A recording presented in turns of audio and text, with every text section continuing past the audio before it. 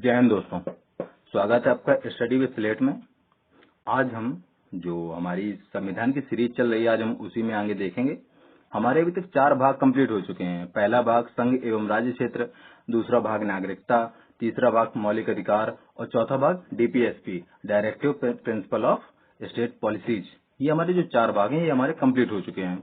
ठीक, आज हम 5वां भाग स्टार्ट करेंगे। 5वां भाग हमारा क्या है? केंद्र, सेंट्रल। ठीक है, उसमें अध्याय 1 कार्यपालिका, उसका जो अध्याय पहला है कार्यपालिका है, आज हम वो देखेंगे। और उसके अंदर भी, कार्यपालिका के अंदर भी जो हमारा राष्ट्रपति जो टॉपिक है, सीधे सीधे आज हम एक तरह से ये देखेंगे कि आज हम जो हमारे देश के राष्ट्रपति हैं उनके बारे में क्या क्या अनुच्छेद हैं, क्या क्या व्यवस्थाएं हैं, कैसे उनका चुनाव होता है, कैसे उनकी पूरी प्रक्रिया है। आज उस पर हम मतलब अच्छे से देखेंगे, अच्छे से रिवीजन भी करेंगे और अच्छे से पढ़ेंगे भी। तो चलिए शुरुआत करते हैं। और सब मेन चीज ये है कि आज जो हम आज राष्ट्रपति के बारे में देखेंगे वो हम अनुच्छेदों के माध्यम से उनको देखेंगे। काफी बार ऐसा होता है कि जो उनकी प्रक्रिया होती है हम उसको देख लेते हैं, लेकिन अनुच्छेदों को यहाँ से अनुच्छेद छोड़ देते हैं। 50 तक अनुच्छेद सभी लोग देखते हैं, फिर इसके बाद में जो प्रक्रिया है वो देख लेते हैं, अनुच्छेद छोड़ देते हैं। लेकिन हाल ही के कुछ समय में अनुच्छेद भी पूछे जाने लगे हैं, जो राष्ट्रपति से संबंधित अनुच्छेद है कि उनका शपथ किस अनुच्छेद में है, ये भी क्वेश्चन आया हुआ है। तो इस तरह से हम उनके अनुच्छेद भी देखेंगे और राष्ट्रपति को अच्छे से देखेंगे।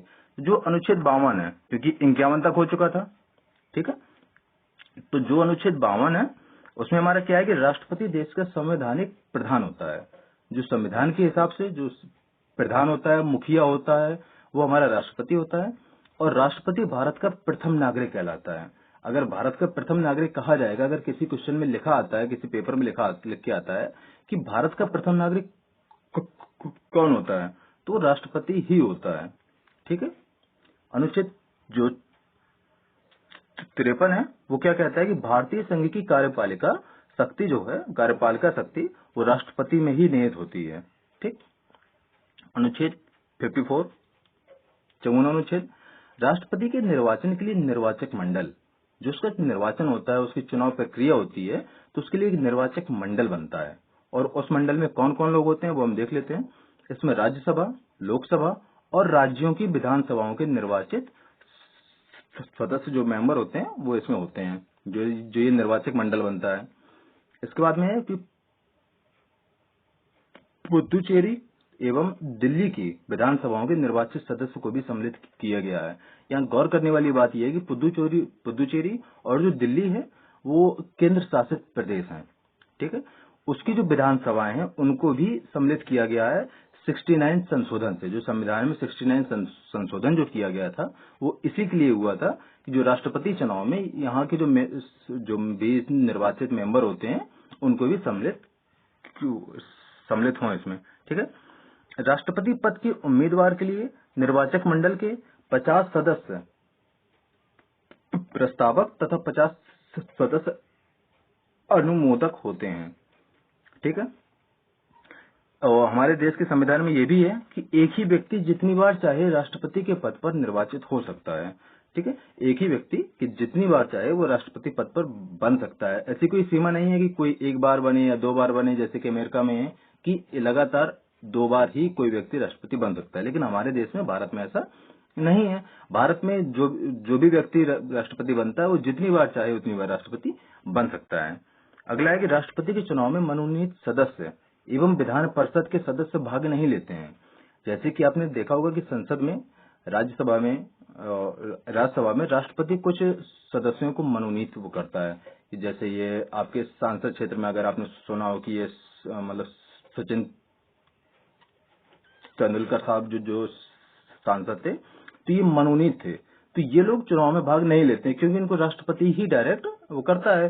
तो अगर जैसे कोई राष्ट्रपति इनको मनोनीत करता है तो नॉर्मल सी बात है कि ये लोग वोट जेकरे सोने को देंगे। तो इस वजह से जो मनोनीत सदस्य होते हैं वो राष्ट्रपति के चुनाव में शामिल नहीं होते हैं। एवं विधान परिषद के सदस्य भी भाग नहीं लेते हैं। ठीक है, ये विधान परिषद के बारे में हम जो आगे अभी जो अनुच्छेद है उनके बारे में देखेंगे। अनुच्छेद है हमारा 55। ठीक है, इसमें क्या है कि राष्ट्रपति का निर्वाचन समानुपातिक प्रतिनिधित्व प्रणाली और एकल संक्रमणीय मत पद्धति एवं गुप्त मतदान द्वारा होता है। यहाँ पे आपको ये जो शब्द लिखा हुआ है इस पे गौर करना है। समानुपातिक प्रतिनिधित्व प्रणाली, सीधे सीधे क्वेश्चन आता है। ये जो शब्द होता है यही सीधे पूछते हैं कि राष्ट्रपति का निर्वाचन कैसे होता है। तो आपको सीधे यही देखना है कि राष्ट्रपति का निर्वाचन समानुपातिक प्रतिनिधित्व प्रणाली और एकल संक्रमणीय मत पद्धति एवं गुप्त मतदान द्वारा होता है। इसके बाद देखते हैं कि राष्ट्रपति के निर्वाचन से संबंधित जो भी मतलब विवादों का निपटारा उच्चतम न्यायालय द्वारा होता है। ठीक है, जब राष्ट्रपति का निर्वाचन होता है तो अगर कोई मैटर हो जाता है, कोई मामला हो जाता है, तो उसका निपटारा उच्चतम न्यायालय द्वारा होता है। यहाँ पर एक चीज देखने वाली बात यह है कि मान लीजिए जैसे कोई राष्ट्रपति के चुनाव में कोई हेरफेर होती है, मान लीजिए, ठीक है, तो जैसे कि अगर अब कोई हेरफेर हो गई तो किसी ने जाके उच्चतम हाई कोर्ट में उच्चतम न्यायालय में जाके, जो सुप्रीम कोर्ट है, जाके अपील कर दी। तो जब तक उच्चतम न्यायालय का फैसला आएगा, राष्ट्रपति जो बना है उसके पक्ष में भी आ सकता है और जिस तरह से उसके अपोजिट भी आ सकता है। तो उसमें ये होता है कि जब उच्चतम न्यायालय का फैसला आएगा तो उस जिस तरह से अवधि में, जो अवधि बीच में निपट गई, मान लीजिए 2 महीने बाद फैसला आता है, तो जो भी कानून राष्ट्रपति जो भी कानून बना देता है वो मान्य होंगे। ऐसा जिस तरह से ऐसा नहीं होता है कि अगर राष्ट्रपति, उच्चतम न्यायालय ने राष्ट्रपति के खिलाफ में अगर मामला दिया है तो उसके द्वारा जो कार्य किए गए हैं जिस तरह से उनको भी ना माने, ऐसा नहीं होता है। राष्ट्रपति ने जो काम किए हैं वो मान्य होंगे। ठीक है, अब आता है हमारा अनुच्छेद 56। ठीक है, इसमें क्या है, राष्ट्रपति की पद जिस तरह से अवधि, मतलब कितने समय तक राष्ट्रपति कार्यकाल के बारे में है। तो राष्ट्रपति अपने पद ग्रहण की जो डेट होती है उससे 5 वर्ष की अवधि तक पद धारण करेगा। ठीक है, मान लीजिए जैसे कि 25 जुलाई को राष्ट्रपति का इलेक्शन होता है, राष्ट्रपति जीत जाते हैं, तो वह 25 जुलाई तक ही, अगली जो 25 जुलाई मतलब 24 जुलाई तक वो राष्ट्रपति के पद पर रहेंगे। इसमें यह भी होता है कि अगर जब अगली पंचवर्षीय में जो इलेक्शन होंगे, मान लीजिए कोई डेट अगर थोड़ा बहुत एक्सटेंड हो जाती है, फिर कोई डेट आगे पीछे हो जाती है, तो उस अवधि तक भी वही राष्ट्रपति रहेंगे। एक तरह से राष्ट्रपति का पद खाली नहीं रह सकता है। जब तक दूसरा राष्ट्रपति आके शपथ ग्रहण नहीं कर लेता है, तब तक जो पिछले राष्ट्रपति होते हैं वो अपना पद नहीं छोड़ते हैं। ठीक, अब हमारा अनुच्छेद 58 क्या बोलता है कि राष्ट्रपति पद की योग्यता।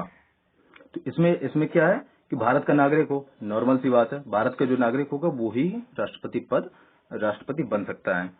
35 वर्ष आयु पूरी कर चुका हो। ठीक, 35 वर्ष से छोटा होगा अगर कोई, जिसकी आयु नहीं है, तो वो राष्ट्रपति पद के लिए उम्मीदवार नहीं है। अगला है लोकसभा का सदस्य निर्वाचित किए जाने योग्य हो।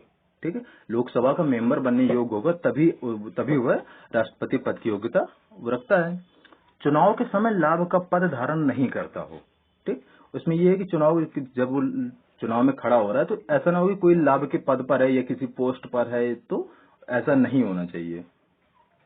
अब हम देख लेते हैं अनुच्छेद 59। ये थोड़ा मैं आपको पहले इसको पढ़ते हैं, फिर इसके बाद में इसको अच्छे से समझेंगे, बहुत जल्दी याद हो जाएगा, कोई हार नहीं।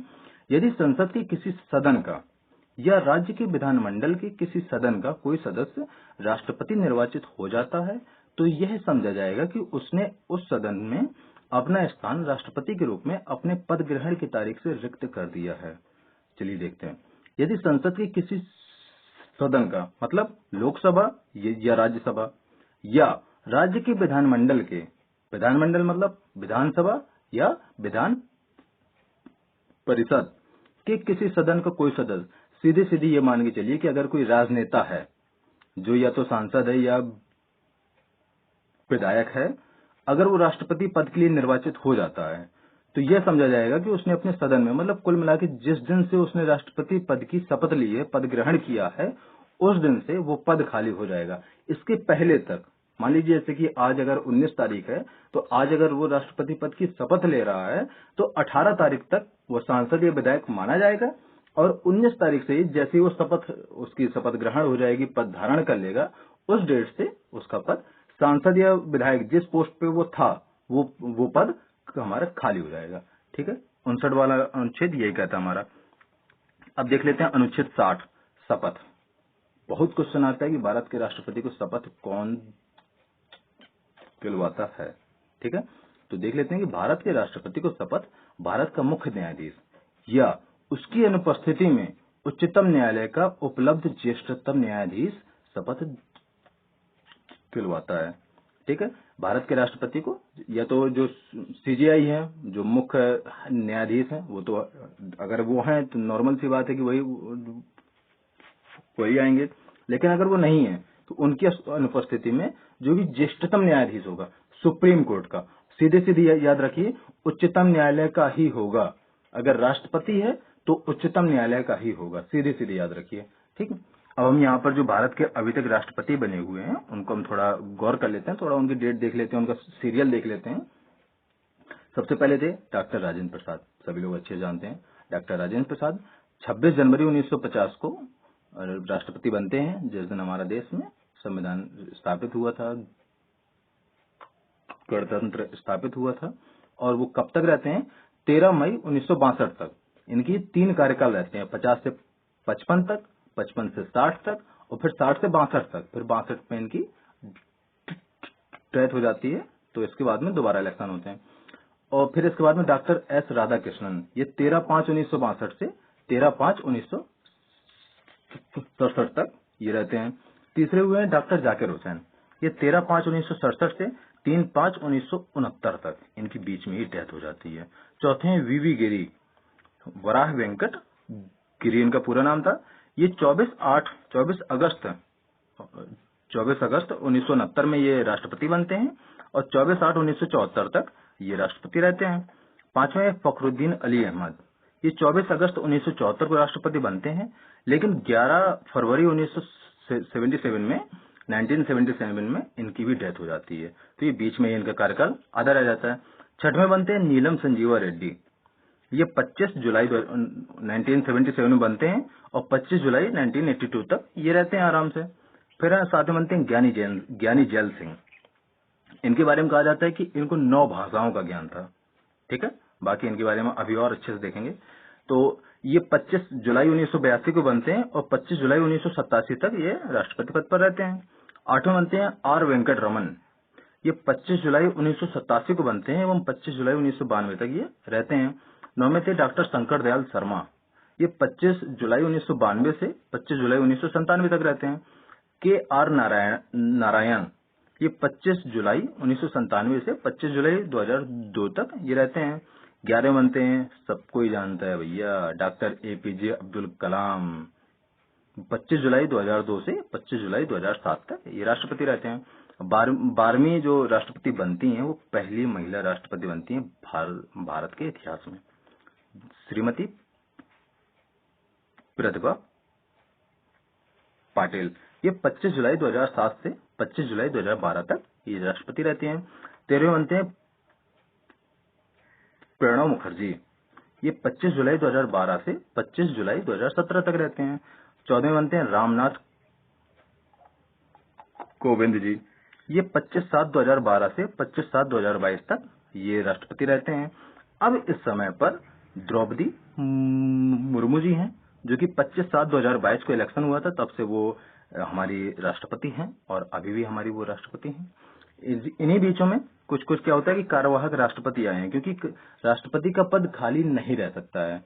ठीक है, तो जो भी बीच में कार्यवाहक राष्ट्रपति का पद जिन्होंने निभाया है उनमें वीवी गिरी, अभी जो राष्ट्रपति बने थे बीच में बताया भी था, वो 3 जुलाई 1969 से 3 मई 1969 से 20 जुलाई 1969 तक वो रहते हैं। मोहम्मद हिदायतुल्लाह, ये उस समय पर उच्चतम न्यायालय के मुख्य न्यायाधीश थे और उस टाइम पे जो राष्ट्रपति की डेथ हो जाती है, उपराष्ट्रपति किसी कारण से अपना पद छोड़ देते हैं, तो मोहम्मद हिदायतुल्लाह को, क्योंकि वरीयता के हिसाब से ये आते हैं, तो इस वजह से इनको राष्ट्रपति के पद पर ये कुछ दिन रहे थे।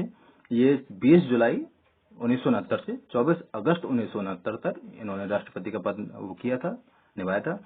इसके अलावा है बीडी जत्ती, नीचे दिख नहीं रहा, वो बीडी जत्ती लिखा हुआ है, वो 11 फरवरी 1977 से 25 जुलाई 1977 तक इन्होंने अपना कार्यवाहक के रूप में इन्होंने अपने पद राष्ट्रपति पद पे दिया था। अब हम ये देख लेते हैं कि जो सीरियल क्या है। तो जो मतलब भारत के जो राष्ट्रपति हैं, तो अगर ये देखा जाए तो व्यक्ति के हिसाब से व्यक्ति के हिसाब से जो द्रौपदी मुर्मू है वो उनका 15वां नंबर है, लेकिन कार्यकाल के हिसाब से देखा जाए तो द्रौपदी मुर्मू जी का कार्यकाल के हिसाब से द्रौपदी मुर्मू जी का जो नंबर है वो हमारा 17 है, 17वां नंबर है, क्योंकि पहला, दूसरा और तीसरा जो कार्यकाल था वो हमारे डॉक्टर राजेंद्र प्रसाद जी ने अच्छे से निभाया था। इसके बाद में फिर चौथे कार्यकाल में डॉक्टर एस राधाकृष्णन आए थे। ठीक है, तो ये हमारी राष्ट्रपति से रिलेटेड जानकारी थी। अब हम अगले वीडियो में भारत के राष्ट्रपति के कार्य, किस किस प्रक्रिया में उनका क्या क्या कार्य होता है एवं उनकी महाभियोग की प्रक्रिया जो होती है उस पर हम ध्यान देंगे। ठीक है, तो धन्यवाद देखने के लिए एंड शेयर करते रहिए, पढ़ते रहिए।